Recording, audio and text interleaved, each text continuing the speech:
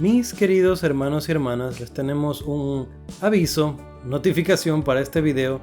Lo grabamos como usualmente lo hacemos para dividirlo en dos partes, pero tuvimos desafíos con nuestra agenda muy particulares esta semana, así que no pudimos publicar el día domingo. Agradecemos su comprensión, hacemos el esfuerzo por ustedes. Esperamos que lo disfruten.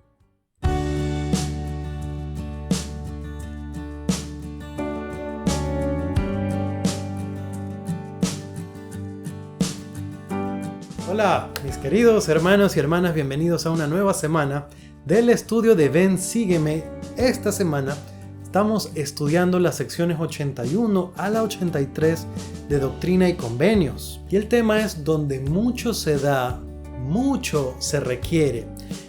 Y es una popular frase que repetimos en la iglesia. Hoy, en la primera parte, y el miércoles, en la segunda, vamos a analizar algunas perspectivas, algunas maneras en las que nosotros podemos aplicar esta escritura a nosotros mismos para nuestro provecho e instrucción. Vamos a aprender acerca de nuestros llamamientos, acerca de la familia y uno que otro dato adicional.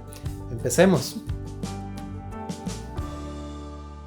Ahora, les dije que íbamos a estar conversando acerca de llamamientos y vamos a hacer una aclaración. La sección 81 es, como muchas otras secciones de Doctrina y Convenios, dirigida a una persona en particular. Ahora, cuando se dio la revelación, originalmente se dio a un hermano, pero después se cambió en la revelación el nombre por el de otro hermano. Y alguien diría, hermano, ¿cómo es eso? No se supone que deberíamos cambiar así las escrituras. Lo que sucedió fue que se llamó a un hermano a servir como consejero en la primera presidencia. En aquel tiempo todavía no se le llamaba primera presidencia, sino la presidencia del sumo sacerdocio. Entonces, esta persona que estaba siendo llamada para servir a José como consejero, para servir a la iglesia realmente, no permaneció fiel. Y ese fue el gran problema. El Señor después tuvo que llamar a otra persona. Esta otra persona fue Frederick G. Williams. Y todo lo que se le dijo al primer hermano, por razón de él de apartarse de la iglesia y eventualmente ser excomulgado de la iglesia, todas estas bendiciones él las perdió y ahora se le dan a este otro hermano. Y eso a mí me puso a pensar en muchas cosas. Justo esta semana he estado pensando en teorías como de la determinación y otras cosas científicas o filosóficas. El hecho de que el Señor conozca nuestros corazones y sepa lo que vamos a hacer no significa que Él controla nuestras vidas. No significa que Él no nos da la oportunidad y no significa que nosotros no tomamos nuestras propias decisiones.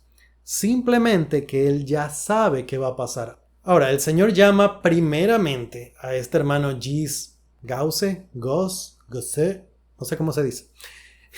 Léanlo porque está en el manual del estudio individual y familiar de Ven, Sígueme, y es bueno tener el contexto completo, como lo hemos hablado antes.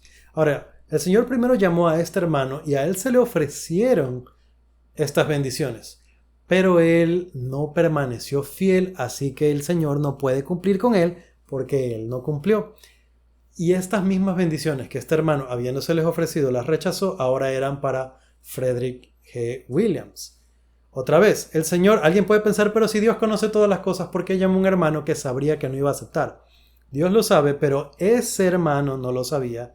Dios le dio la oportunidad y ahora él, esa persona, sabe por sí mismo que habiendo recibido una oportunidad, la rechazó. Entonces nosotros vemos que el Señor nos da oportunidades justas, porque aun cuando Él sabe todas las cosas, y el Espíritu sabe todas las cosas, y Jesucristo comprende todas las cosas, nosotros necesitamos pasar por estas experiencias de todas maneras. Y es nuestra decisión cumplir con el Señor y mantenernos fieles y hacer mucho bien, o alejarnos del Señor, quitarnos estas bendiciones y hacer mucho daño. Usualmente una persona que no cumple, y esta es una mentira de Satanás, Satanás le dice, ¿y qué? No le haces daño a nadie. Mentira. Siempre que alguien se aparta del camino, hace daño a muchas personas. sea porque sus acciones directamente afectan a alguien o porque dejó de hacer algo que iba a ser una bendición para otra persona. Así que el Señor, cuando no cumplimos, llama a alguien más. La iglesia va a avanzar, el plan va a progresar y nosotros no. Entonces, no seamos como el hermano Gauss, ¿cómo se llama? Ustedes lo leen. O podemos ser mejor como el hermano Frederick Williams. Vamos a ver lo que el Señor le dijo. Sección 81, versículo 3. Por tanto, en verdad lo reconozco a Él, y lo bendeciré, y también a ti, si eres fiel en consejo en el oficio al que te he nombrado, en tus oraciones siempre, vocalmente, así como en tu corazón, en público y en secreto, y también en tu ministerio de proclamar el Evangelio en la tierra de los vivientes y entre tus hermanos. Ok, entonces en esta escritura vemos el llamado de este hermano, ya saben, primero al uno, pero luego al otro. Y vamos a analizar algo interesante, porque se lo llama a servir en la primera presidencia. A nosotros no se nos va, a la mayoría de nosotros. No sé si un futuro consejero de la primera presidencia está escuchando, pero a la mayoría de nosotros no se nos va a llamar a esos llamamientos. Sin embargo, hay cosas que son muy generales y podemos aplicar esta escritura a nosotros. Este consejo que el Señor le da se divide en 3 aspectos, si nos damos cuenta.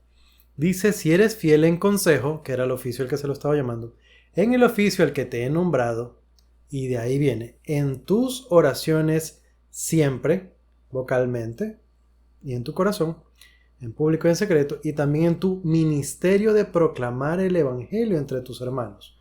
Entonces tenemos, en primer lugar, como los aspectos, el oficio al que se lo nombra, y de ahí se insiste en la oración, y fíjense que habla de la oración en público y en privado, la oración vocal y la oración en el corazón, y habla también de predicar el Evangelio, proclamar el Evangelio.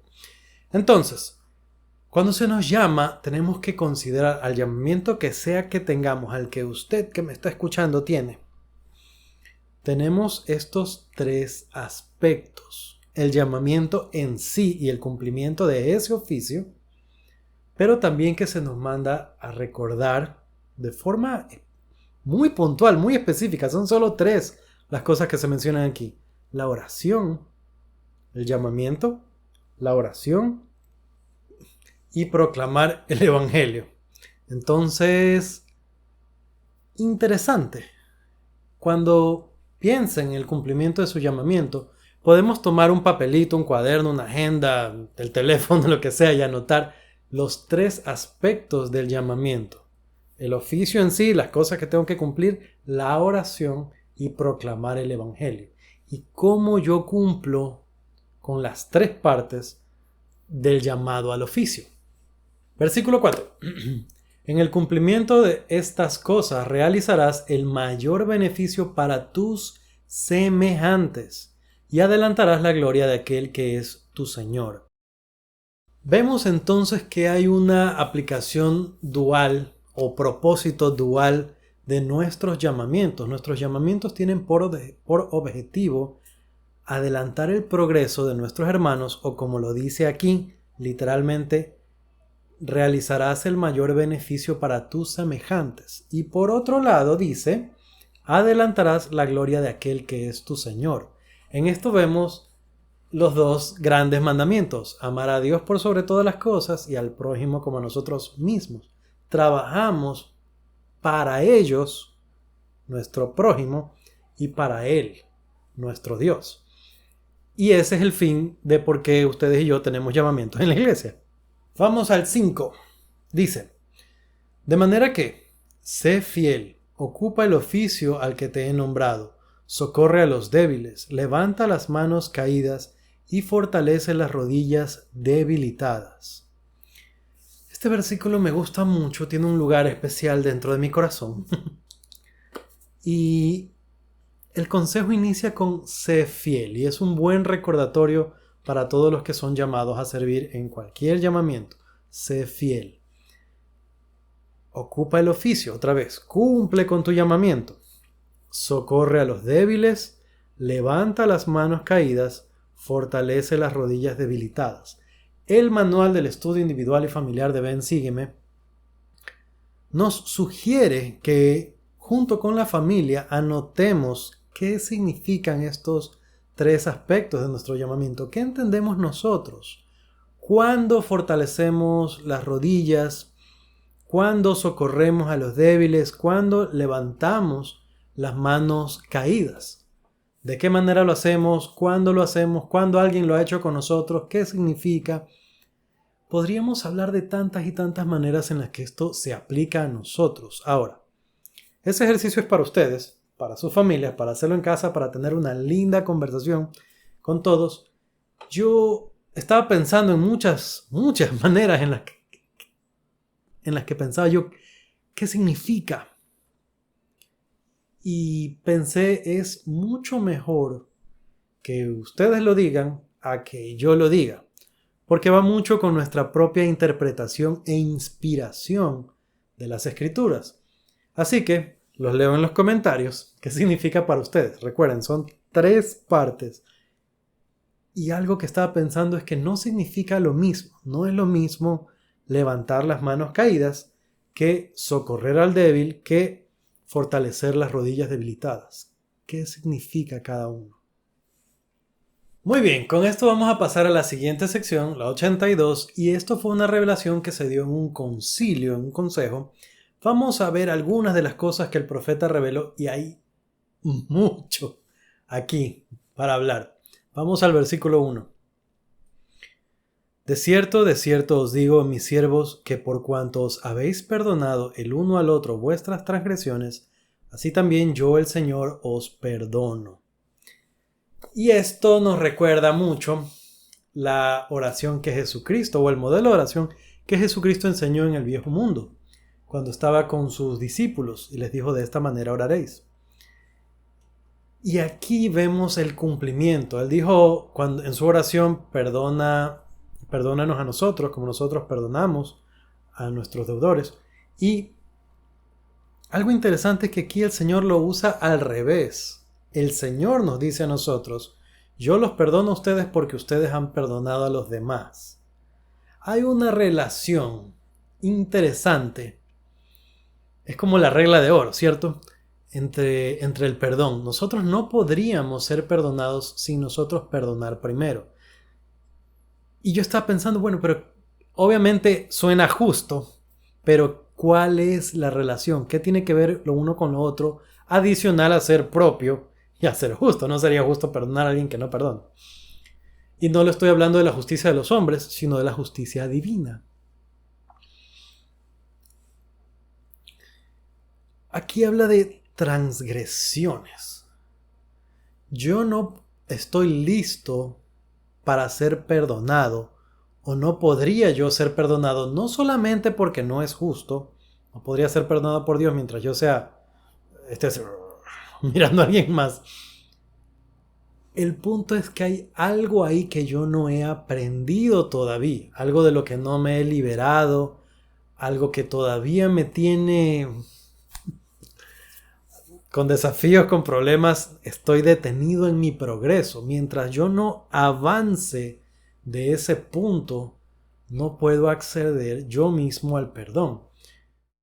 Es interesante porque hemos hablado en otras ocasiones que Jesucristo nos comprende completamente. No solo nos conoce, no solo sabe lo que pasamos, como ya lo vi que está sufriendo, sino que Él ha sentido exactamente lo que sufrimos, y eso es lo que le da a Él el poder para ayudarnos, la capacidad y aún la autoridad para ayudarnos, para saber cómo hacerlo. Ahora, nosotros, asimismo, no podríamos ser perdonados hasta que aprendamos a perdonar. Y esto tiene varias dimensiones, por decirlo así. Para muchos, el gran desafío de la vida va a ser perdonar a alguien que nos hizo algo. Y mientras más cercana a la persona es más difícil. Es un desafío.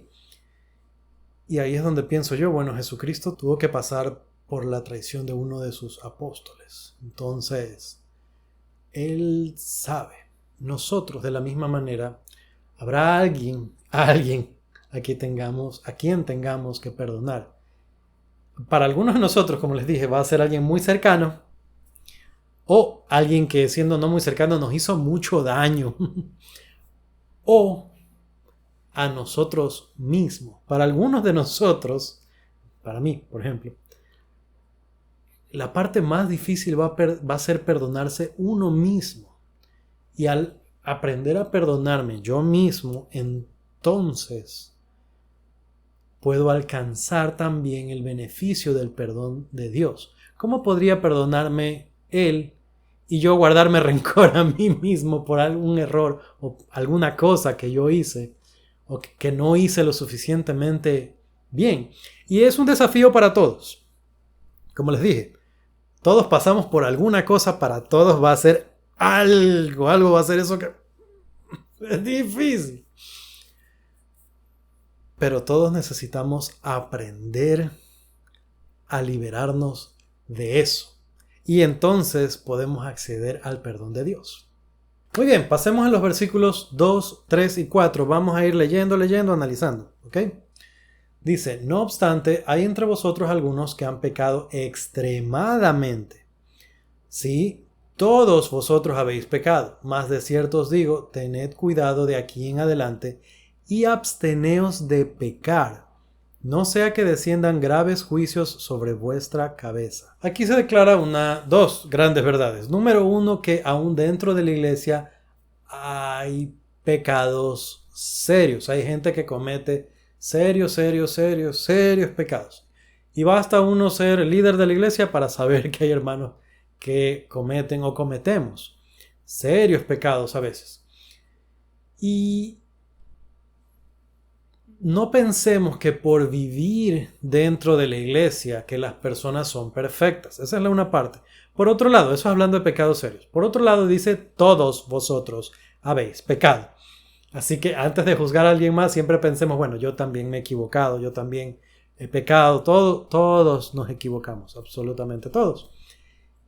Esperemos que no en grandes problemas, con grandes pecados, grandes cosas, pero todos cometemos errores. Y es bueno recordarlo. El Señor aquí lo recuerda y lo recuerda con advertencia. Porque el chiste no es simplemente, bueno, todos pecamos, ya, pues sigamos pecando. No, el chiste es de que si nosotros pecamos, nos vayamos perfeccionando, que ya no peco con esto, ahora soy mejor en aquello. Y eso sí que jamás, nunca, eso no va a pasar. ¿Okay? Nosotros deberíamos ser así, ir superándonos, mejorando, y ciertas cosas que ya dominamos quedan atrás.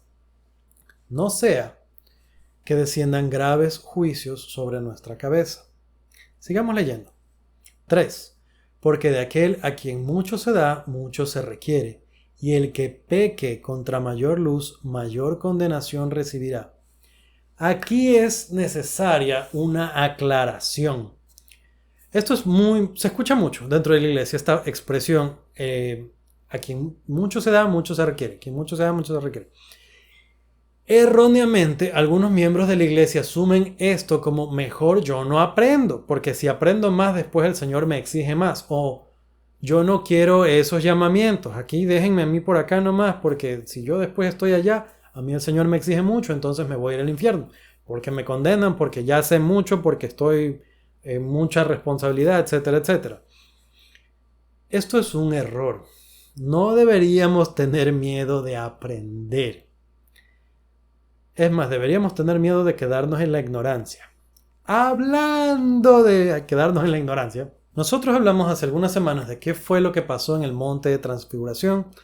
Yo les comenté que íbamos a hacer, tal vez si había interés, un video separado en el que íbamos a hablar acerca del tema de la vocación y elección o qué significa ser firme, la palabra profética más segura. Ese video ya salió, ya está listo, ya lo pueden ir a ver al canal. Y ahí conversamos un poco de por qué hay que aprender. De forma breve mencionamos este versículo que dice nadie puede salvarse en la ignorancia. Entonces, cuando hablamos de aquel a quien mucho se da, mucho se requiere, es un proceso normal, pero la idea está inconclusa. El versículo sigue y dice, el que peque contra mayor luz, mayor condenación recibe. Entonces la frase no es a mayor conocimiento, mayor condenación. que es lo que escuchamos todo el tiempo, que la gente dice, a mayor conocimiento, mayor condenación. No, a mayor conocimiento, mayor luz. El que peca contra mayor luz recibe mayor condenación. Espero que esté claro con eso. Entonces, no tengamos miedo de aprender más. Deberíamos siempre aspirar a comprender mejor los misterios de Dios, a aprender y a entender mejor el Evangelio. Y en general el Evangelio es sencillo. Listo, pasemos al versículo 4. Dice, pedís revelaciones en mi nombre y os las concedo, y si no observáis mis palabras que os doy, os hacéis transgresores, y justicia y juicio son el castigo que prescribe mi ley. Hablándolo de forma más sencilla, y esto otra vez me recuerda a mi presidente de misión, han pasado tantos años. Todo misionero retornado recuerda a su presidente de misión. Él nos decía, no jueguen con el Señor, no pidan lo que no piensan cumplir. Él nos decía, no pidan familias de oro para enseñar si ustedes no van a ser misioneros de oro para enseñar. Entonces, aplicándolo esto a nosotros, a veces nosotros preguntamos al Señor, ¿qué hago? Y el Señor nos invita, nos dice qué hacer y luego, pero no me gusta, y hacemos igual lo que nos da la gana. Entonces, ¿para qué preguntamos? Aquí el Señor dice, pedid revelaciones en mi nombre y os las concedo. Primera cosa, el Señor escucha y contesta nuestras oraciones. A veces no las contesta como nosotros queremos o nos dice lo que quisiéramos escuchar. Yo diría mayormente, porque sus caminos no son nuestros caminos, ¿okay? Y sus pensamientos no son nuestros pensamientos. Si no observáis mis palabras que os doy, os hacéis transgresores.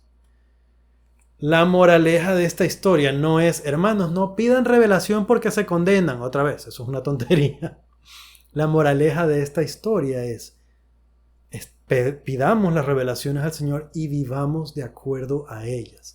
Si yo estoy orando, pidiendo tener más, más paciencia con mis hijos, y luego viene un hermano, me visita y me da un mensaje y justo habla de eso, pero me dice unas cosas que a mí sí que no me gustan, no estoy escuchando la voz del Señor.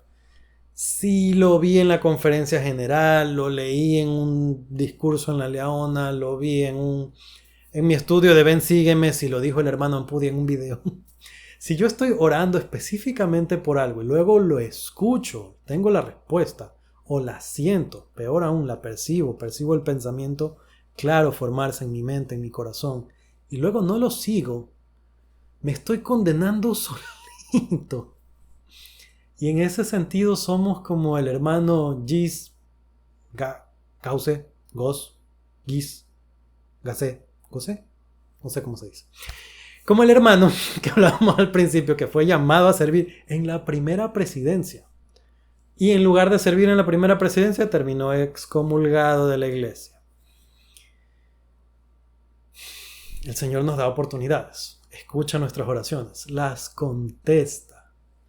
Hagamos, no seamos mal llevados. Hagamos las cosas que no digamos que le convienen al Señor, que nos convienen a nosotros y que nos van a convertir a nosotros en alguien que bendice la vida de otras personas y que prepara la tierra para la gloriosa venida de nuestro Señor. Amamos a nuestro prójimo, amamos a nuestro Dios.